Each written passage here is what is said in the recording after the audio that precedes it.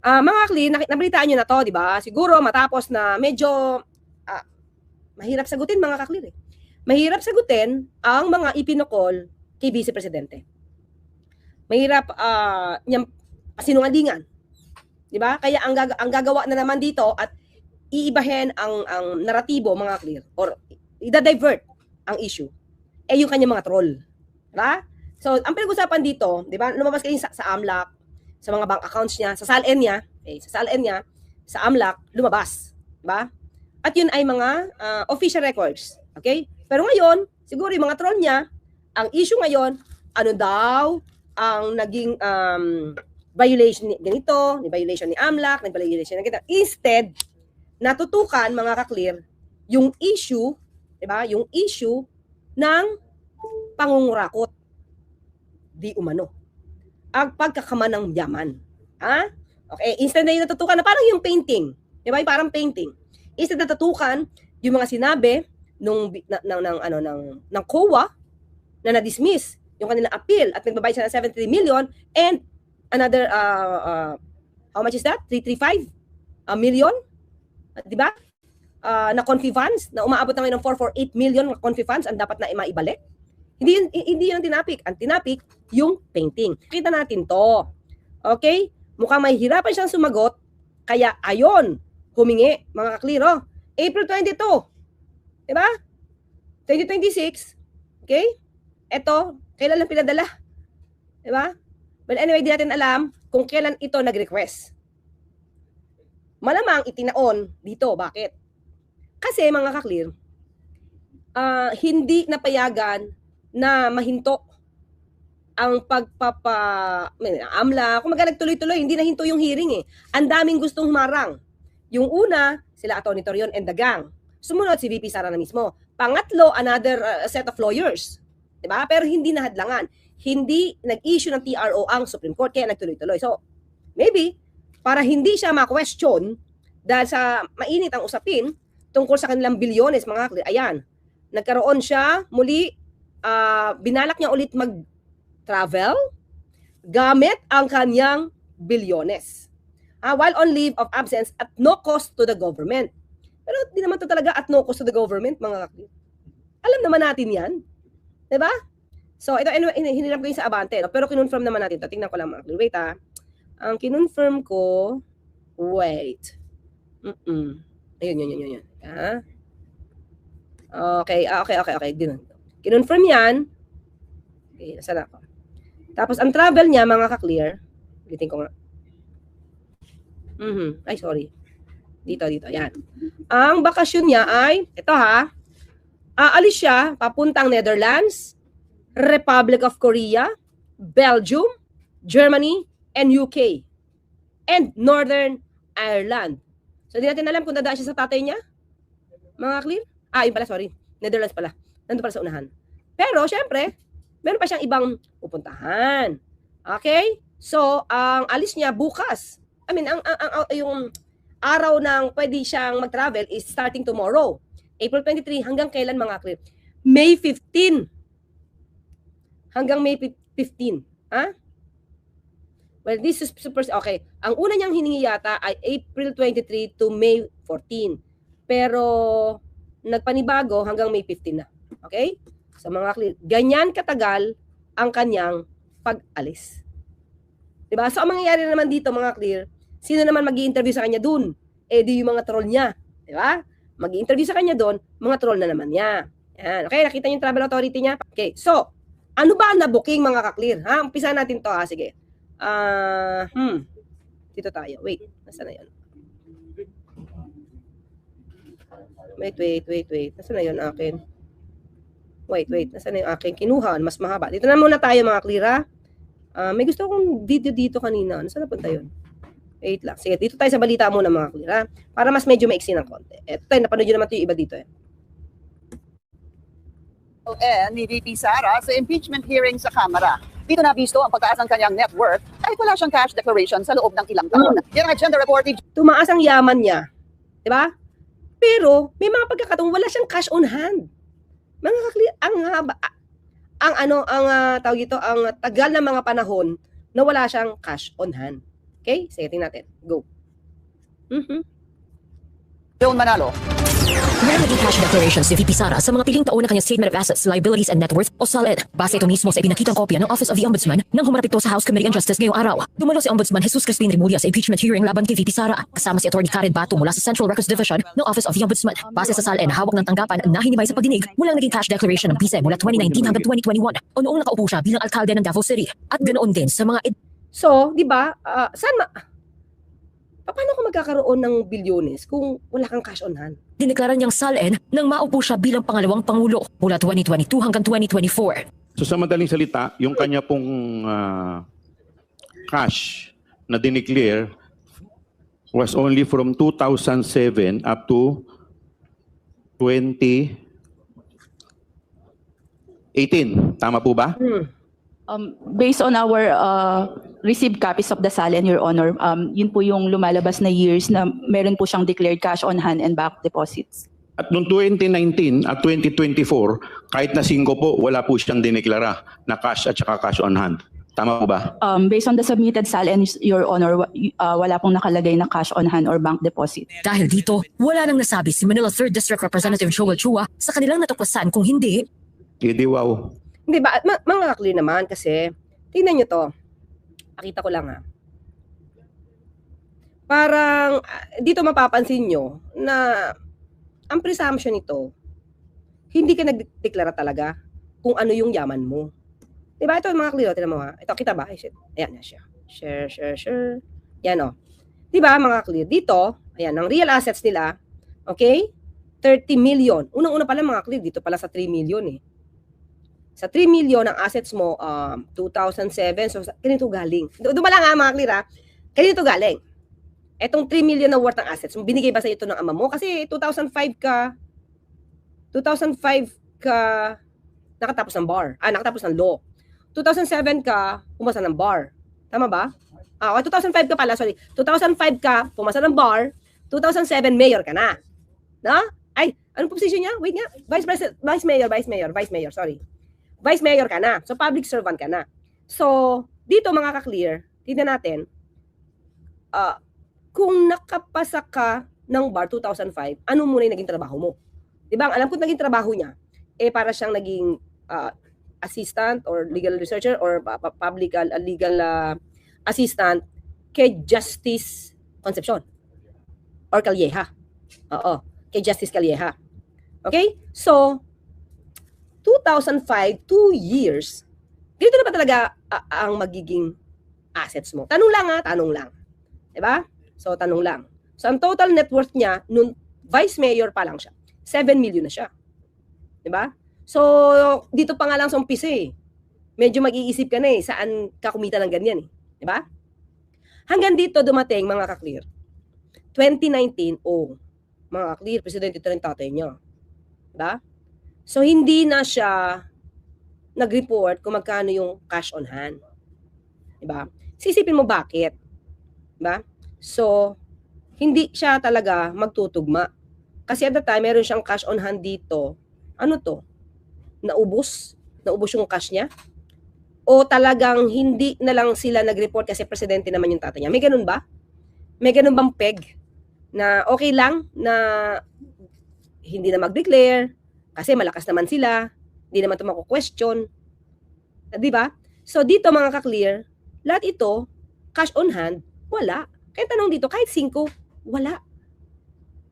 Di ba? Samantalang pag nagde-declare siya ng SALN, mga ka-clear, di ba sinasama niya pa nga yung asawa niya? Di ba? Sinasama niya yung asawa niya. So, I mean, wala ka na lahat? Or ibinigay mo na ng lahat? I mean, saan mo tinabi? Yun yung tanong eh. Mga clear, dahil dito, ito sa akin ito sa akin. Dahil ba ang hirap sagutin ng mga ito? 'Di ba? Dahil ba mahirap sagutin ng mga ito? Kaya bigla ka magbabakasyon. At tandaan natin mga clear, ang dami niyang lugar na pupuntahan. At sabi niya lahat 'yan gastos niya. 'Di ba? Lahat 'yan gastos niya. So ano to? Lustay na naman to. 'Di ba? Although wala tayong ito yung mga clear, 'di ba? Okay. Di ba sabi niya, para nung sinasabi natin noon na action, hindi bakasyon, hindi niya daw kailangan mag-report kasi pera niya yung ginagastos niya. Imagine niyo na lang mga clear, ilang beses ba siya lumalamierda? Diba? Ilang beses ba siya lumalamierda? Nagbabakasyon. Noong nakaraan lang, nung pumutok sa Middle East, nasa Bangkok. Diba? Oh, ito another tour. Wala tayong pakialam talaga kung pera niya. Ang tanong, pera mo ba talaga? Diba? Pera mo ba talaga yung ginagastos mo? Kasi dito sa salin mo, lumalabas, dinaya mo. Kasi sa AMLAC, mga krima, may explain natin, ang daming lumabas na ang daming naging transaksyon. Bilyones. So, paano ito ma-explain mga ka-clear? Diba? Paano niya ito ma-explain kung may mga gitong klase mga dokumento? Ito ba yung dahilan kung bakit gusto nila lagi na napipigil ang impeachment proceedings? Or ito ba yung dahilan na naghihiring sa Good Governance or Good Government Committee on Good Government? Itong si dati pa, nahawak dati ni Chair Joel Chua. Dati Congressman Joel Chua. Hindi sila umaaten. Hindi ba? Hindi siya umaaten. Tapos yung mga tauhan niya dapat walang alam. As hindi ba na magmukhang tanga yung kanyang mga tauhan, basta wag niyo sabihin kung ano alam niyo. So kung paano ginastos yung confidential funds, hindi nila alam. Pero, pinakita ko sa inyo kahapon, kagabi, habang tinatanong si Senator Rizzo Ontiveros kung paano ginagastos yung confidential funds, si Zuleika Lopez, pati yung ibang mga tauhan niya sa OBP, tumatango kung paano ginastos ang confidential funds. Diba? Di bali nang magmukhang tanga. Basta wala lang malaman ang tao. Ito actually pala hindi sila nagmumukhang tanga. Hindi pala sila nagmumukhang tanga. Ginagawa nila talagang inosente sila at walang alam para gawing tanga. Yon. Para gawing tanga yung mga umiidolo sa kanila. Yan. Yung mga naniniwala sa kanila, dapat manatiling tanga. Kaya hindi sila sasagot. Di ba? Ganun yung dating So, manatilihin nating mangmang yung mga nakikinig. Para wala silang masabi sa atin. Kasi kapag wala silang alam sa atin, pwede natin paikutin to through fake news. Through fake news ng kanilang mga kaalyado. Ng kanilang mga troll. Bilyonaryo pala siya. May pangbayad na siya ng 375 million. Yes, chicken nga daw yan. May napakinggan ako mga ka-clear. Chicken yan. Maliit yan. Diba? So, pero syempre ilalaban niya pa na hindi. Kasi papanatunayan niya na wala siyang kasalanan. Kasi pag nagbayad siya, iisipin niya, nilustay niya talaga. So ilalaban niya yan. Tanong natin, gagayahin niya ba yung tatay niya na lumalakad ng kaso? Aapil yan sa Supreme Court.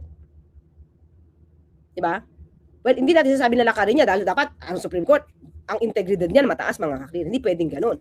Dapat manatili silang neutral. O, diba? Ito lang mga ka-clear Kahit sinong tanungin mo, parang wala namang tao nang walang cash on hand. Kaya tanong ni Congressman Joel Chua, kahit 5 wala. Diba? Hindi ang gaya nila VP Sara ang walang cash on hand. Walang pera sa bangko.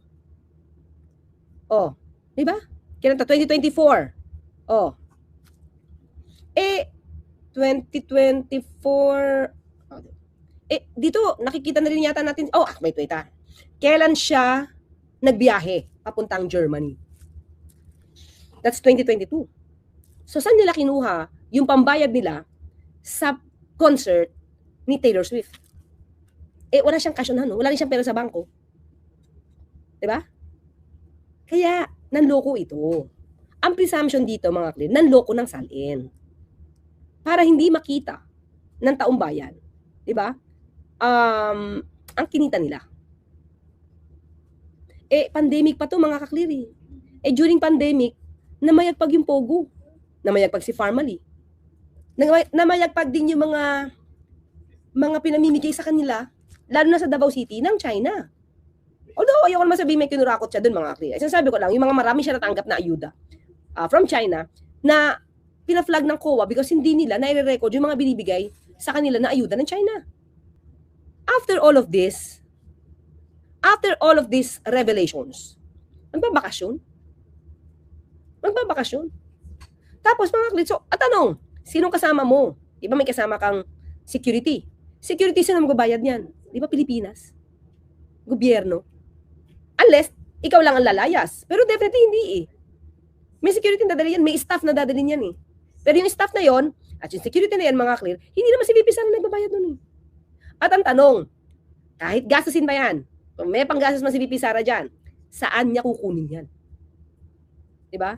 Well, anyway, bilyonaryo siya. Kaya ang tanong, saan galing nga yung billions of pesos? Diba? So, testimony si Madriaga pwede pa i-deny. Pero ang AMLAC at bank accounts, hindi mo maikakailayan. Yes, Takumi, tama. Una, kaya nga gusto nilang pigilan to eh. Lahat na nga ng paraan, ginawa. Nila Torion, ni VP Sara, and then another set of lawyers, nagbabaka sakali na magbagong isip ng Supreme Court. Di ba, tatlo oh. Di ba meron nag-motion for intervention yung pangatlong batch? Thinking na mapipigil yung hearing. Ang tanong lang naman natin mga, hindi ba sabi nyo malinis ang ampuon nyo na si VP Sara?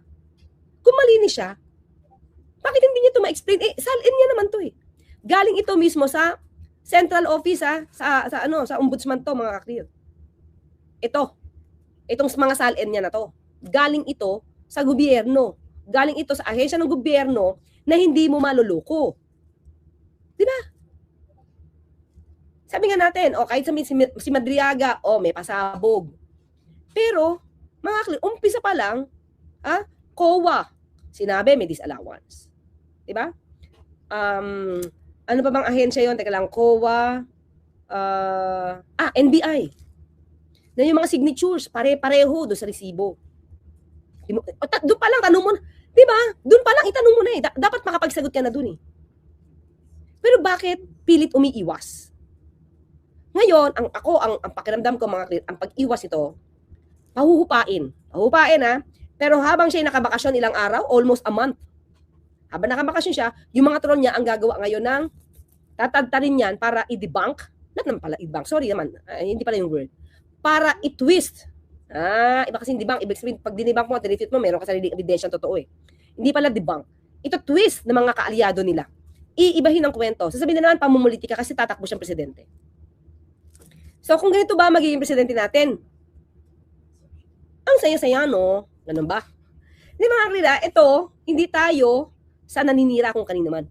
Gobyerno, ahensya po ng gobyerno itong nagbibigay ng dokumento. Tapos sasabihin ng mga kaalyado, nung 4 na sikat, diba? Ano sabi? Yung 2 sikat, huwag nyo na ituloy yan. Sayang oras dyan, maraming ibang problema. Diba? Ito ba hindi ito problemang malaki? If ever man, na siyang manalong presidente, itong issue ba na to ng panglulustay o pag nakaw ng pera ng bayan? Di umano? Hindi ba to problema na dapat solusyonan? Di ba? Mga kaklir. And then sa akin, iniiwas talaga nila. Tapos meron namang isang sikat. Anong sabi? Ano sabi niya? Wala namang mangyayari sa Senado dyan kaya tigilan na yan. So, akala ko ba, pan-transparency kayo and accountability. Nagmamagaling kayo, gusto nyo, flood control. Nagsisiwalat kayo ng mga anomalya. Wala namang problema kung isiwalat nyo yung anomalya dyan. Yan nga ang gusto ng Pangulo, isiwalat nyo yung anomalya dyan para maimbestigahan. Pero kung magko-cover up kayo dito at sabihin nyo, wala namang mangyayari dyan sa Senado, kaya ihinto na yan, ay plastic kayo. Hindi kayo totoo. Tapos, biglang itong sisikat na to, umamin, DDS, mga kakli. Napaamin. DDS pala siya. Diba? Now, you know kung bakit nila pinipigilan itong impeachment.